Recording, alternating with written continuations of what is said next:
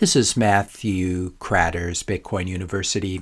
Today I want to talk about Bitcoin Core, Gold, and soft forks. We want to begin with the breaking news that the software version that mortally wounded Bitcoin Core as an organization has now officially been released. Bitcoin Core version 30 is live and available for download from the Bitcoin Core website.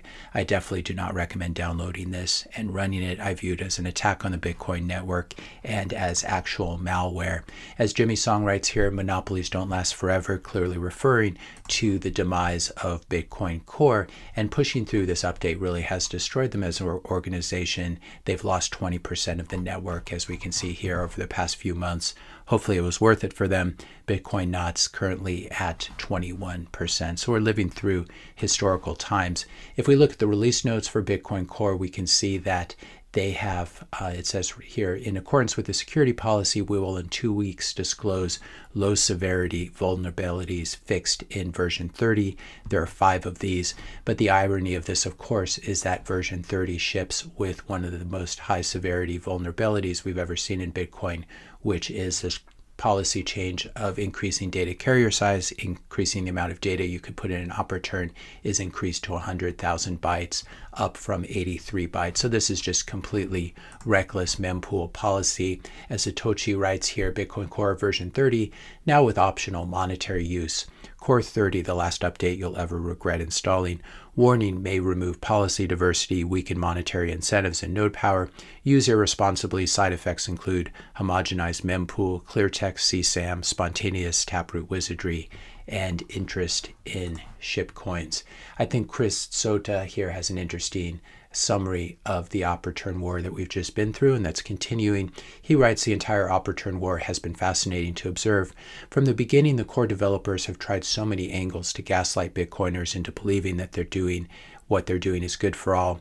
When following everything from start to finish, if one sits back and takes stock, version 30 is so obviously malicious and Core is corrupted by external forces or internal contempt for us, or maybe it's just an echo chamber. I would add that to the comment. Chris goes on to write, it's sad that Bitcoin quote-unquote stewards in Core have arrived at this point, but Bitcoin has no master, and I hope the people's stewards have the will within themselves to take the actions necessary to ensure Bitcoin grows stronger, not weaker, whether through building alternatives such as ocean mining or educating the masses with transparency. He says, do your part, be a node runner. Then he's kind enough to go through and thank Bitcoin Mechanic and thank me, Luke Dasher, and a bunch of other people. If you're enjoying this video so far, I'd pause really briefly here just to ask you to help to support this channel's educational mission. Hit the subscribe button. That does really help. Leave a like, leave a comment, question, suggestion for a future video, and share this video with a friend or family member. Now, if we look at Bitcoin Core version 30 adoption, we're still stuck at about 240, 241 core nodes, which is very good because this is not software we want to see run on the network. As I discussed in yesterday's video, I was talking about possible ways to save Bitcoin. Schadenfreude, who I subsequently had to block, writes here, I thought that Bitcoin was the most perfect thing in the universe. You have made at least 1,000 videos proclaiming its infallibility. How does it need to be saved? It's actually a pretty good question. My response, Bitcoin is not an inert commodity. It's an anti-fragile digital asset and network that routes around attacks or is strengthened by them. The history of Bitcoin is one crisis after another. That's really important to remember, and I've covered them extensively on my channel. At its heart, it's important to remember Bitcoin is a social consensus. It's much more like the American experiment than a physical commodity like gold. When the founding fathers set up the current American system, it was not a one-and-done situation. The founding fathers created a robust system with clever checks and balances, but it's been up to every succeeding generation to protect and renew that system. As the saying goes, the price of freedom is eternal vigilance, whether that was Jefferson or whoever originally said it. I think the same is true for Bitcoin. The price of freedom is eternal vigilance. Bitcoin is this weird social consensus replete with its own checks and balances, incentives, and various equilibria states Bitcoin has shown itself to be remarkably resilient, adaptive, and anti-fragile even through the current crisis.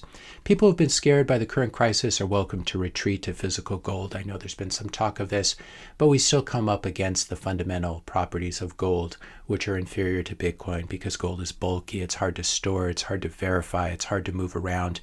It doubles in supply every 35 years or so. It could double in supply even faster if you find another huge vein of gold or a comet or a meteorite or something like this. So these properties of gold, these physical properties, and just the fact that it's physical, these properties will handicap it forever. And it was gold's failure that gave birth to the current fiat system in 1971. And this current fiat system, gold, has been unable to rein it in and stop it. So basically, my belief is you're never going to defeat central banking with gold. Whereas Bitcoin is quite different. Bitcoin is hope, as Michael Saylor likes to say. Bitcoin is our once in millennia chance at monetary freedom. And I think Nick Szabo gives us the necessary historical context here about what a special time we're living in.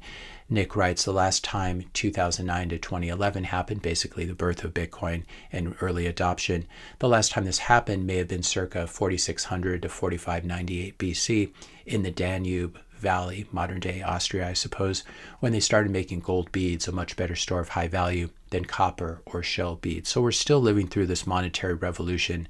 Bitcoin is nowhere close to being dead. It's a very, very robust network and asset, and we're going to do everything we can to protect it as Bitcoiners. Like the American experiment, Bitcoin is worth saving. So then the question is, where do we go from here now that Bitcoin Core 30 has been released and we've been unable to stop the release? Problem is Bitcoin Core 30 nodes will now be circulating large unconfirmed op return transactions around the network and helping them to get mined. And inevitably, those large op returns will contain CSAM, state secrets, leaked personal data, and many other toxic things that should never, ever be allowed to be stored in large data blobs on a monetary network like Bitcoin.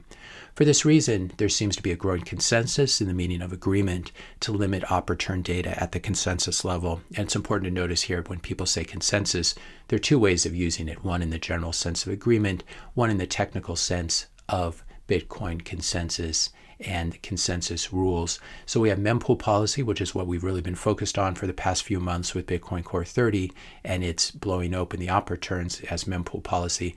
But mempool policy concerns what gets circulated, what transactions and it gets circulated around the network before being included in a block. Consensus is much more fundamental. It's what's allowed in a mined block. So Bitcoin Knots has strict mempool filters, but it does still accept large op returns that have been mined and included in a block. And this is important that it does do this, otherwise we'd have a fork. This is why running Bitcoin Knots is not a fork of Bitcoin. It is a mod of Bitcoin Core software, but it's not a fork in the sense of a consensus fork. Bitcoin Core and Bitcoin Knots node runners all agree on the same Bitcoin transaction history and the rules that must be followed for transactions and blocks. So they're still in consensus. Now, no longer allowing op returns greater than 83 bytes would be a soft fork at the consensus level. This wouldn't be just mempool policy. This would be what is actually allowed to be mined and accepted in blocks by nodes, by blocks that have been mined by miners. It would mean that old large op returns that have already been mined would remain in blocks and still be valid, but that node runners would no longer accept op returns greater than 83 bytes in new blocks. Soft fork is always defined as a tightening of the consensus rules. And so this would definitely be a soft fork. This would not be a hard fork. It would be backwards compatible, etc. We could also set this at the current Knots default setting of 42 bytes instead of where Core has been for almost 10 years at 83 bytes. I would suggest, though, if we were to move forward with a soft fork like this, if there were consensus, I would suggest keeping it at 83 bytes, just in the interest of garnering wider support, wider community support for a possible soft fork.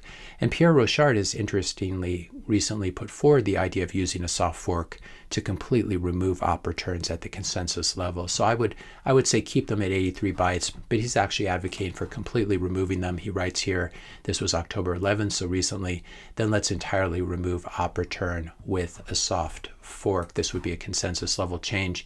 And Pierre writes here, I'm for an immediate soft fork to entirely remove op return. I agree that keeping it is an unnecessary risk, and I would definitely agree with that. So I would ask all of you guys, would you be in favor of a soft fork to limit large op returns greater than 83 bytes at the consensus level. This would be a soft fork, not a hard fork. It's important to emphasize that. There would be no airdrop of new Bitcoin. We're not interested in something like that. Would you run this new software version either in its NOTS form or core form? We could have dual clients like this. Both clients would be compatible and run the new consensus rules. Would you personally run this new software version on your node if we were able to get Umbrel and Start9 to update their software and allow you to run this? If so, if you'd be willing to run this kind of software, please type yes in the comment section below. You'd basically be running a new type of node. If no, please type no. I'm really curious to see what kind of support there is for this, even in our small community here, because we now have this problem, Bitcoin Core 30 being live. These things are going to be circulated. They're going to start to get mined. And so we really need to start thinking about what we could do at the consensus level to stop spam. And there is widespread agreement, I believe, in the Bitcoin community. I've seen Adam Back say it as well, that everybody hates spam and no one wants these blobs of large arbitrary data on Bitcoin. But maybe it's time to address it at the soft fork level. So let me know, type yes or no in the comment section below, and we'll see what kind of support there is here and possibly on Twitter as well. If you enjoyed this video, be sure to hit the subscribe and like buttons. Hit the notification bell if you want to be notified when I publish my next video. And let me know your questions and comments in the comment section below. Thanks a lot for watching, and we'll see you in the next video.